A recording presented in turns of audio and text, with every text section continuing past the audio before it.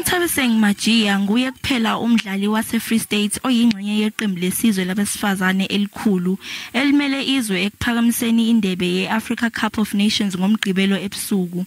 Ngesikhathi eqala ukudlala wadlalela iqembu labesilisa bodwa njengoba babengekho abanye abadlali besifazane edolobheni langakubo. Umndeni wakhe uthi uyazigqaja ngempumelelo yakhe. Umqeqeshi weChippa Dynamos uhlulekile ukuzibamba. I want to thank the coach of Richmond to get him where she is now. And I want to thank the coach of iBanyana, Desiree Ellis, for so being patient for a young lady who's come from a poor town like Philippolis and give her a chance to play for iBanyana.